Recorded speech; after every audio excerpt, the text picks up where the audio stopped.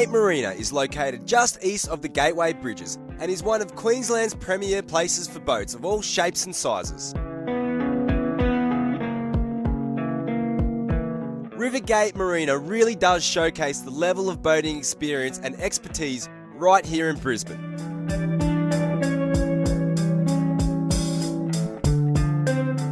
Kate Fisher takes us around the facilities for a sneak peek into the very busy world that is Rivergate Marina. Hi, my name's Kate. Welcome to Rivergate Marina and Shipyard. We have 105 deep access berths here. We can accommodate anywhere between 12 and 70 metres. We have 7 days worth of fuel serving unleaded, premium and diesel. We have pump out facilities, water facilities, amenities.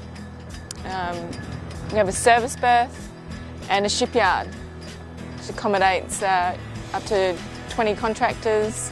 Rivergate has an official customs and quarantine port. So anyone travelling, cruising in from overseas can stop and give notice to customs and quarantine. They will come down, you can clear and stay on that dock until you've cleared. So Rivergate is located in Brisbane, directly underneath the Gateway. We're very close to Moreton Bay, Tangalooma. We're 4 days sailing from the Whitsundays, 3 days sailing from Sydney, so we're very close. The site around the marina is surrounded by 21 independent marine businesses, so it's a constant hive of activity. The shipyard is world class. Travel lists with 375-tonne ratings. Dedicated enclosed maintenance facilities, plus all the mod cons for the crew with their own kitchen and lounge available, as well as washrooms and shower rooms after the hard day's work.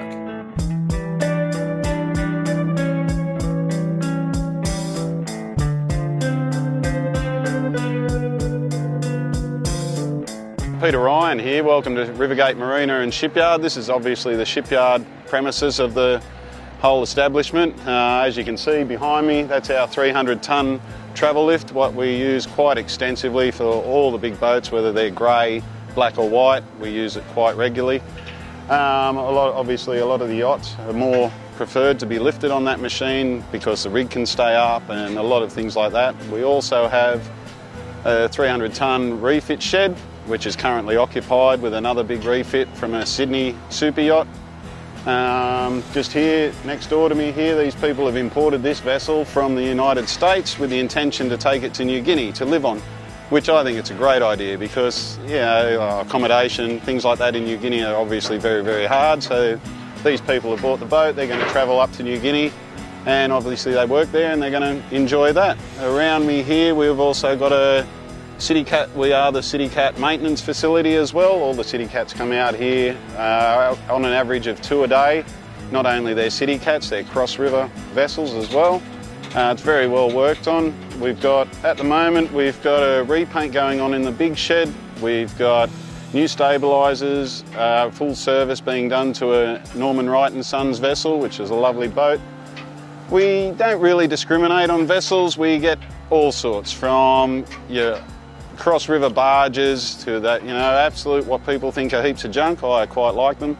Tugboats, right up to the, you know, very wealthy people in Australia's super yachts. Also here at Rivergate, we received a 100% Clean Marina audit in 2010 because obviously all our water's recycled. When we pressure wash, it goes into a big pit. It is recycled through a clear make system. And also we harvest all the rainwater that comes off the buildings here, so it makes it very good for us.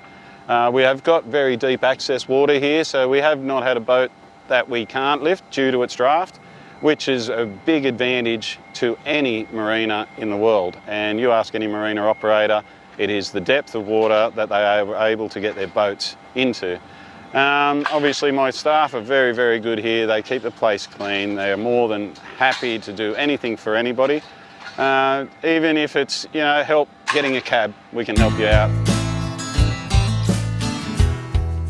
Rivergate Marina is a great spot to check out the bigger scale of the boating world. Auctions are held over the weekend and there are plenty of businesses to pick up any of your boating needs. For more information about Rivergate Marina, jump onto rivergate.com.au.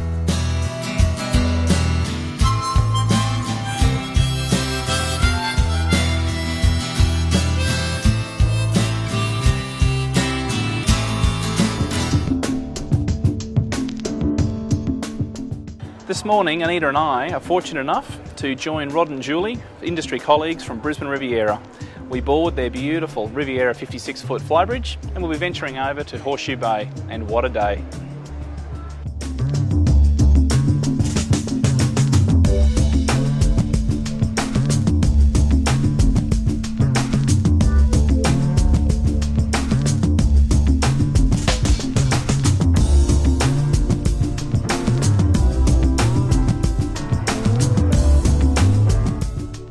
As we make our way out of Raby Bay, it's evident that we're going to have a beautiful day ahead of us. You can feel the rumbles of the diesels underfoot and know that there's plenty of power there to burn if need to go fast. Heading north out of Raby Bay, we then turn a sharp starboard right and head our way over to Horseshoe Bay. Plotting a beautiful straight course in this weather is an easy task, and the boat, well, to say she's just a luxury apartment on water is to say the least.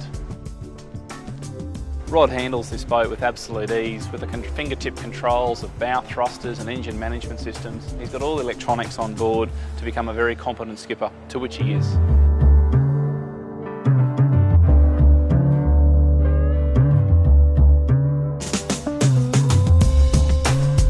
Although on the program we've already been over to Peel Island in the trailer boat, this really is a different experience. Being on board this luxury 56-foot boat and in a cockpit that's probably bigger than my whole boat allows you to relax and unwind, enjoy the fresh coffee from the coffee machine, but also the cheese platter and the fruit selection. So great job guys, beautiful spot, and once again, a beautiful boat.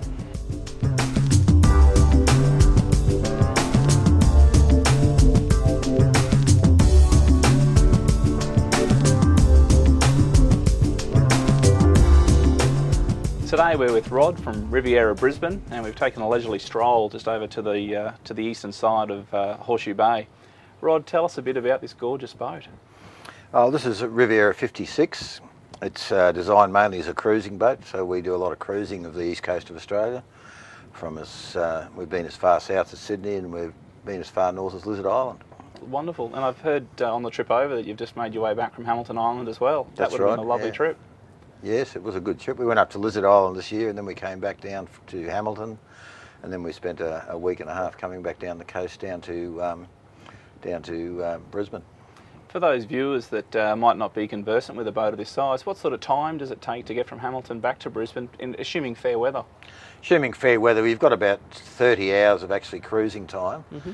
So you can break that up with stops in between, and you can take as short a time or as long as time as you wish. We came back in 3 days this time, but other times we've taken 2 weeks to come back. It just depends on weather and the immediate requirements of the crew, I suppose. Yeah. And before we set off there from the Raby Bay Harbour, we had the chance to look through the boat, and I mean, it really is a floating apartment on water.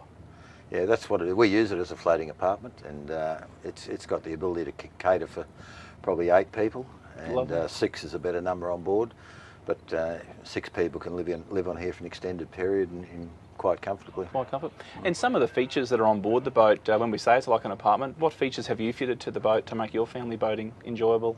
Well, it's got a lovely galley in it with dishwashers and fridges and freezers and microwave convection ovens, so you can cook any size meal you want on the boat. The boat has 3 bathrooms, or 3 heads as they called in the marine world, so you've got privacy for guests and all the rest of it, and it's got a lovely big saloon dining area as well as this outdoor alfresco area at the back here in the cockpit. Yeah, it's certainly a massive area to entertain 6 or 8 guests quite comfortably, isn't it? Yeah, it is, that's right. Something else that I noticed down below too, there's even a mini laundrette. Is it a laundrette style of setup there, so for washing clothes, even for those extended times on water, would make life pretty easy. Yeah, and the boat has a water maker which can make 220 litres of water an hour. So water's an hour? Yeah.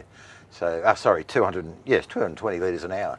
So water is never a problem. So the guests can have long showers and whatever they like on board. So the only limiting factor, really, if you're a bit of a competent angler, really is just fuel. Yeah, but the boat's got a good range at 10 knots. The boat's got a range of over 800 nautical miles. So it can go to sea for extended periods. In fact, we've been up at the reef there and out on the ribbon reefs, right out in the outer barrier reef, and we're out there for a period of 2 weeks without having to come in. Look, the angler in me is having to ask this question. What I suppose would be the most memorable catch on board the boat? Well, unfortunately, the boat's never caught a marlin or anything like that now, but our biggest fish we've caught was about 100 kilo yellowfin tuna, which we caught up on the ribbon reefs this year, and we've caught other big wahoo and mackerel and all that sort of thing, as well as we catch lots of reef fish and small fish.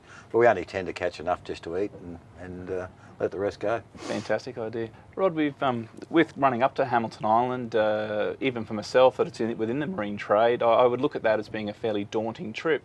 How do you prepare the boat and prepare your mindset for such a trip, and where do you stay?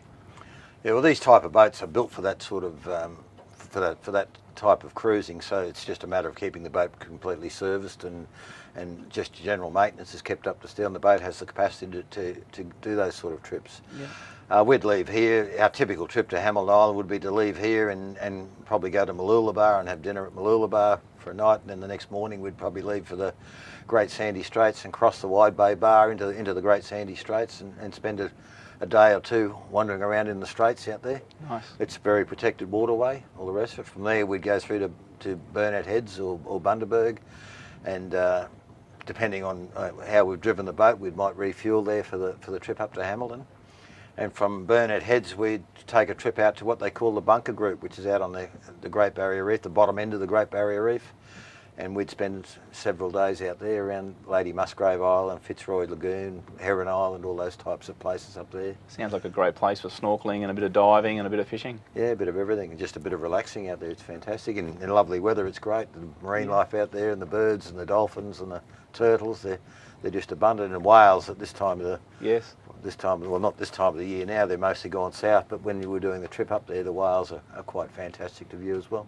Certainly an aspect of boating that's just more than just fishing. It's just actually enjoying the wildlife that that we get to see, and the pleasures of being on a boat. And when you're travelling up the coast there, the marinas, do you need to give them some forewarning that you're coming in for the night? We usually call them the day before. You don't have to. They've usually got berths available. Yeah. But we give them a call the day before, just as a matter of courtesy, really. Yeah. And come in there, and they make you very, very welcome. And the marina, the quality of the marinas up the coast now is absolutely excellent. Yes, it's one part of the show that we'll be looking at was the marinas, and we've discussed now that they've got restaurants and laundry facilities, they've got repair facilities, so right. If on the way up there's something that needs to be done, it doesn't have to be that now the home or the berth of the boat, you can get your work done as you traverse the coast. That's right. Riviera can provide a service right up the coast anyway, so if you do have any trouble with the boat, like the engine manufacturers have all got their depots in the major towns up the coast, so there's always somewhere.